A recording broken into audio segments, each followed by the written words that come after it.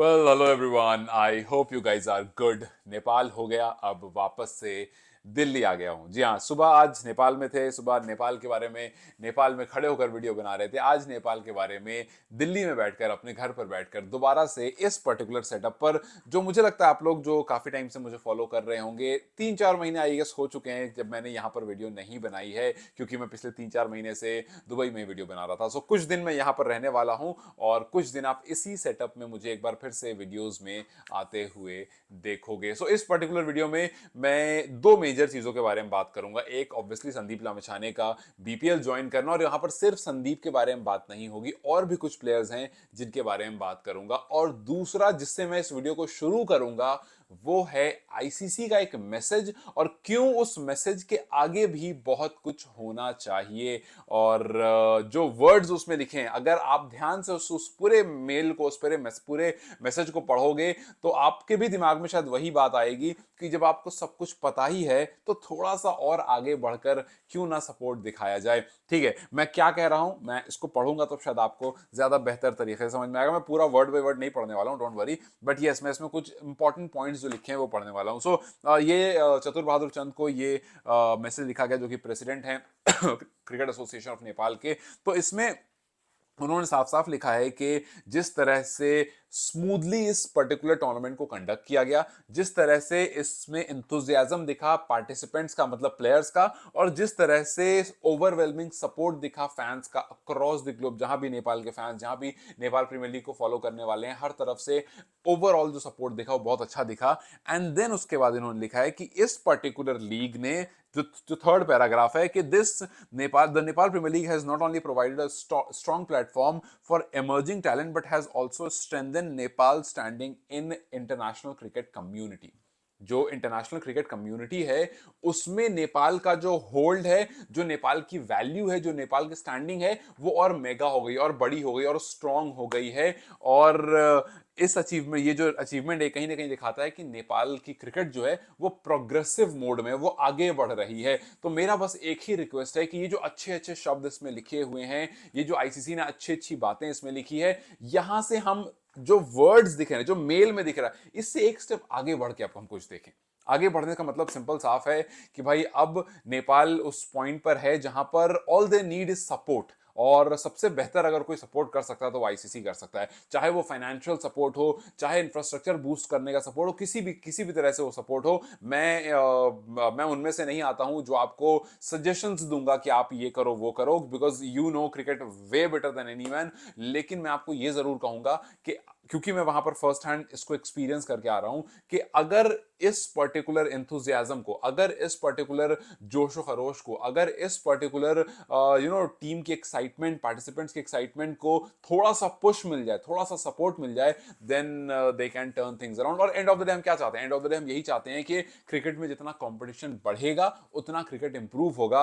और टी20 World cup खेलने वाली है नेपाल की टीम, ये एक बड़ा एग्जाम्पल है, बैक टू बैक टी20 वर्ल्ड कप खेलना, कि अगर थोड़ा सा और सपोर्ट इस टीम को मिल गया इंफ्रास्ट्रक्चर के मामले में या और भी किसी मामले में, तो फिर ये पर्टिकुलर टीम जो है वो बहुत आगे तक जा सकती है। और इसमें आईसीसी का, सिर्फ आईसीसी का नहीं, बीसीसीआई का भी एक मेजर रोल हो सकता है। So all they want is to understand the potential that Nepal cricket carries, और आप उसको यहां से और कहां तक आगे लेकर के जा सकते हो। यस, मैं ये नहीं कह रहा हूं कि Nepal is the best team at this moment, but मैं ये जरूर कह रहा हूं कि अगर नेपाल को अच्छे से सपोर्ट किया जाए तो अच्छा कॉम्पिटिटिव क्रिकेट नेपाल दिखा सकता है। As simple as that. मैं कोई मीठी बात नहीं कहूंगा, अच्छा कॉम्पिटिटिव क्रिकेट नेपाल दिखा सकता है अगर उसको अच्छा सपोर्ट मिले तो। खैर, anyway, so this was the message from ICC. और बहुत लोगों ने इस मैसेज को देख करके जय शाह की भी बहुत तारीफ की कि भाई जय शाह अक्सर बहुत सपोर्ट करते हैं, बहुत हम्बलनेस दिखाते हैं नेपाल की तरफ। तो आई होप कि ये सपोर्ट, ये हम्बलनेस थोड़ा सा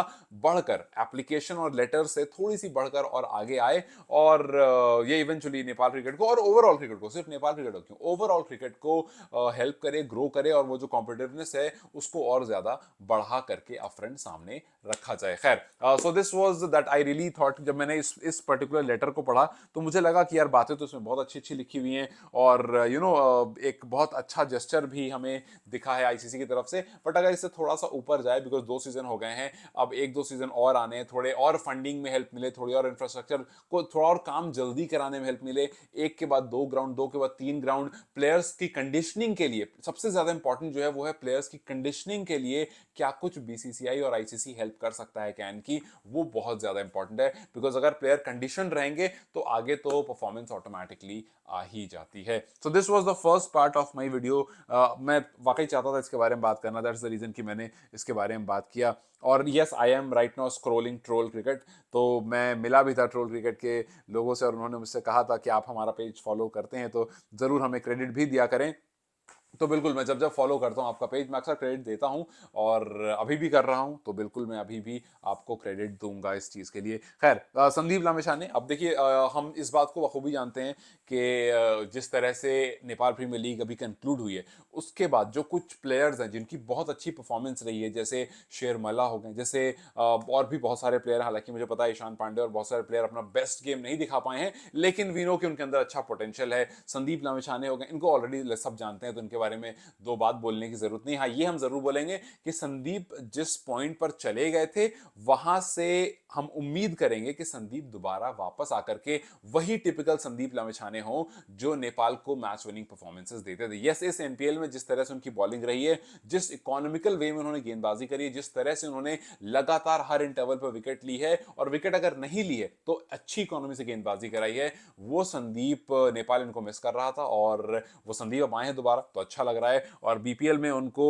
साइन भी कर लिया गया, बांग्लादेश प्रीमियर लीग में राजशाही वॉरियर्स की तरफ से संदीप लामिछाने को साइन किया गया है। और ये कहीं ना कहीं एक सिंबल है, एक सिग्नल है कि यहां से कहानी और आगे बढ़ सकती है। और मैं वाकई संदीप के साथ और अदर प्लेयर्स को चाहूंगा कि वो इन टीम्स को ज्वाइन करें, वो इन अदर अदर फ्रेंचाइज जो हैं वो इनको देखें। अगर ज्वाइन नहीं भी तो एटलीस्ट इनको ट्रायल्स के लिए बुलाएं, इनको ट्रायल्स के लिए बुलाएं, इनका ट्रायल्स लें, और उसके बाद आपको भी समझ में आएगा, इनको भी समझ में आएगा कि ये कितना पानी में है और ये कितना आगे तक जा सकते हैं। जैसे शेरमल्ला का एग्जांपल अगर हम ले रहे हैं, आकाश चोपड़ा ने उनके बारे में बात की, और भी लोग हैं जो उनके बारे में लगातार बात कर रहे हैं। यस, कुछ चीजें हैं जिसको लेकर के थोड़ी सी खबरें आ रही हैं, बट उसके अलावा अगर आप देखते हो तो शेरमल्ला is he looks like someone who is your future, who is Nepal's खास करके स्पिन डिपार्टमेंट में और मिस्ट्री स्पिनर में he is the one guy जो चीज़ों को काफ़ी अच्छा कर सकता है। तो आई वुड वांट के शेरमल्ला को अलग अलग फ्रेंचाइज जो है वो एटलीस्ट उनको बुलाएं एक बार अपने कैंप में, उनकी ट्रेनिंग लें, उनको देखें, उनका ट्रायल्स लें कि भाई देखिए क्या खूबी है, क्या खामी है, और उसके बाद डिसाइड करें कि इसको आगे कौन सी लीग में रखा जा सकता है। बिकॉज जब उनको मौका मिलेगा then I am very sure के वो चीज़ों को अच्छे से क्रैक कर लेंगे। सो यस, संदीप और संदीप के फैंस के लिए, नेपाल के फैंस के लिए it's a very big thing कि भाई उनको बीपीएल में मौका मिला है। इसके बाद वी ऑल होप कि वो पीएसएल, आईपीएल, बीबीएल और जितनी लीग्स हैं दुनिया भर की, उन सब में उनको मौका मिले और फिर उसके बाद दोबारा से वो उसी फेज में आए जिस फेज में वो कभी कुछ साल पहले थे। और उनके साथ साथ, जैसा मैंने कहा कि उनके साथ साथ शेरमला, वो बैटर्स का नाम मैं नहीं लूंगा अभी ज्यादा, क्योंकि हम सबको पता है कि इस नेपाल प्रीमियर लीग में बैट्समैन की परफॉर्मेंस उस लेवल की नहीं रही है जहां पर आप जाकर के बीबीएल, पीएसएल, आईपीएल के बारे में बात करो।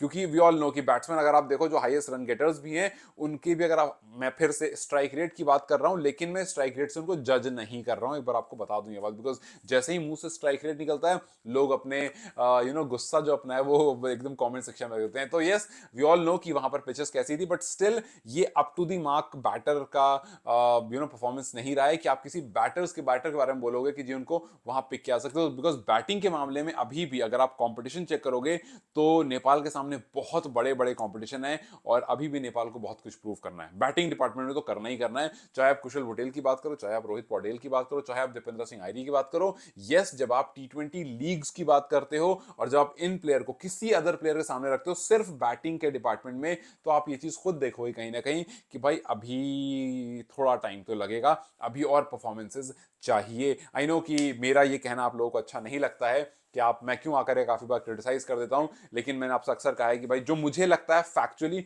मैं वही बात करता हूं। मैं आंख बंद करके नहीं बोलूंगा कि हाँ कुशल पटेल को आप पिक करवा लो, या Rohit Patel is the best टी20 बैटर, या फिर Dipendra Singh Airee is the best टी20 बैटर। मैं नहीं बोलूंगा ये बातें, बिकॉज वी ऑल नो कि अभी वहां तक वो नहीं पहुंचे हैं जहां पर आप उनको कंपीट कराओ हाईएस्ट लेवल पर। हाँ, ये जरूर है, Dipendra Singh Airee is a very good allrounder, allrounder के लिस्ट में अगर आप रखते हो, he is a very good allrounder. गेंदबाजी, बल्लेबाजी, कप्तानी और जिस तरह से वो फील्ड में रहते हैं, जो इंथुजियाज्म उनके अंदर रहता है, बॉल जिस तरह से वो स्टंप्स पर मारते हैं, सब कुछ इंटायरली जो एज अ प्लेयर उनको आप देखते हो तो वो एकदम टॉप नॉच है। आई नो कि फाइनल्स में पहले ओवर में 27 रन वो खा गए थे और वहां से टीम की कमर जरूर टूट गई थी, लेकिन still he is one of the good allrounder जो नेपाल के पास है। But I still think he is not the best और अभी वो बहुत कुछ बेहतर कर सकते हैं। तो उसके लिए वी वुड वांट के आईडी और उभर कर T20 वर्ल्ड कप में हमारे सामने आए। बट यस, बॉलर्स की अगर बात करें तो आई एम वेरी श्योर कि नेपाल के पास टाइम पर ऐसे बॉलर्स हैं जो